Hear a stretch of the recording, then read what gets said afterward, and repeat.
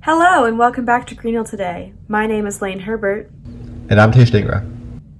And in this episode, we have two segments for you. First, we'll be talking to junior Caden Nathani, who was selected for ATSSB and TPSMEA honor bands for the saxophone. In this segment, we're going to be talking to him about how he won these awards and also his general passion for music and why he got into the saxophone. Next, we will be talking to Valerie Haas-Smith, director of the Fall Play, and a member of the Fall Play team about their original production called Race, Fire, Children, and Wives, True Stories of Exonerations. Let's go to the interviews. My name is Caden Nathani. I'm in the 11th grade and I play the saxophone. Cool. So, about ATSSB and TPSMEA, for those who don't know, can you just describe what those two organizations are? Absolutely. So ATSSB is a organization, it's a subsector of TMEA, which many people know about. It's basically a organization for 3A and 4A schools, whether they're public schools or maybe even private schools, to participate in, whether it's for band or other different sectors. Cool. And so how are you selected for honors at TPSMA or ATSSB? So for ATSSB, you audition, usually it's in person, and for the jazz bands, which I was auditioning for, it's usually in mid-September. You audition for a region band, and if you make it, then you can go ahead and try out for state.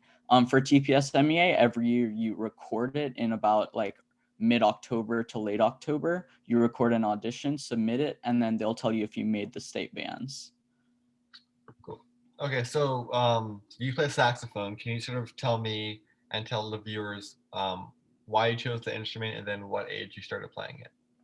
Absolutely. So I chose the instrument the summer before 5th grade, so it's probably about 6 years ago now. And I chose it because it looked cool, it sounded cool, and it was well known. You see it in a lot of different music, whether it's jazz, pop, funk, and it's just everywhere. So I thought that would be a pretty cool thing to get into, especially if I was interested in those different genres, then I could maybe try doing stuff outside of the Greenhill band. Yeah. And so sort of take me in the moment when you're playing a really complex solo or just individual saxophone piece. How do you feel?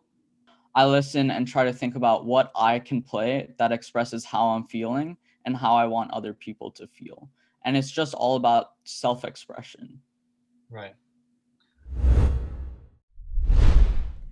Let's go to the interview with the Fall Play team.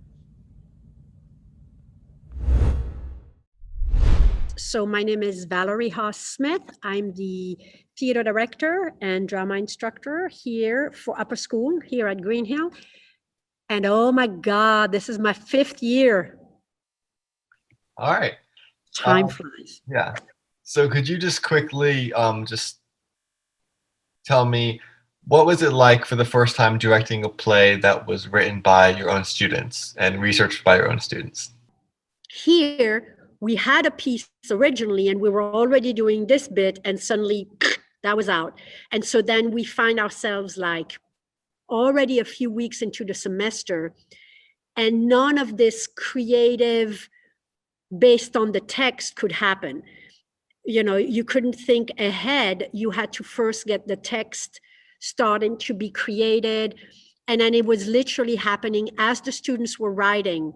I was getting ideas from them and then passing it on and sharing it with the design team. And we were like, okay, well, that could go this way. And then like, you know, the next meeting that we have with the writers, we go, oh no, it's gonna go this way. And then, you know, and so it was really, so that was scary because it was like, oh, we don't know. But at the same time, it's exhilarating, right? Because then they come up with something and we're like, oh, yes.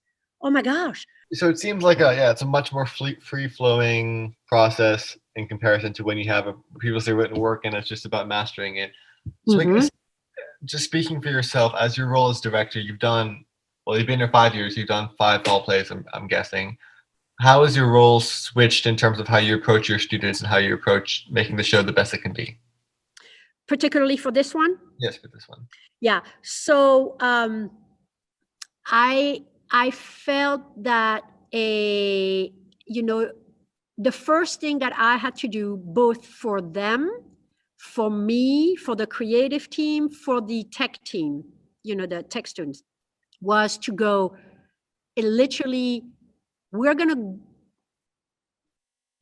to express that we're going to try to reach for something that we have never done before, and that we don't exactly know what the end result is going to be. Hey guys, I'm Blake Martin. I'm a junior, and in the play I wrote and was acting. Could you give the viewers a quick synopsis of what the play was about and what it was called? It was about people who were exonerated. There were, I believe, 9 different stories, and we all told our own stories of the 9 people who are real and were exonerated, and we each researched each individual person, and we broke up into groups and told these stories on camera because we couldn't do it because of COVID. We couldn't perform it in front of a live audience, so we got some professional writers to help us figure out how to write a script that was good enough for us to put on camera. That was a really fun experience because I really like writing scripts, so I enjoyed it a lot. And then, so you each researched a person. Can you just sort of take us through the process? What, like, for I guess for your person, what is it like, and what was sort of the process you had to go through to know enough about the person to be able to tell their story accurately? So we were it was kind of subtle, but we were like assigned people based off like a Netflix documentary, I believe, or at least my person was. We were assigned sort of by race, so we could each, because we have a pretty diverse cast, so we could each tell different stories through our like individual races. So I told mine through some African American guy who was arrested in the 80s under false rape accusations and was in prison for a while, for about 27 years. And VHS sort of assigned us these people, but we had to do the research ourselves on them. And before we even started like forming scripts, we had to have like deadlines of certain data we found out about these people. So I have to search through articles to figure out, oh, who's this guy? What did he do? Where is he now? What was his past like? In order to like form a script, and basically summarizing his life. Yeah. Right. So it sounds like a lot of the process was finding these facts that you could accurately tell, so it becomes more realistic. So what I'm curious about is, for the sort of intangible qualities like his personality, how were you able to find that out and be able to convey that when you're on stage? So I watched his interview on Netflix, and I was like, oh, he's just a normal guy. He's pretty chill. He's not violent. He's not angry. He forgave the people who accused him. So I was like, oh, he's just any normal guy. So I was like, I don't need to put in extra emotion in like physical actions to tell his story. Like I can just be like, I'm a normal human being. He's a normal human being. All I do is just tell a story and make sure I emphasize what's important, and just kind of act like the way he was in his interview. And that's all we have for you in this episode of Greenhill Today. As always, thank you so much for watching, and we'll see you next time on Greenhill Today.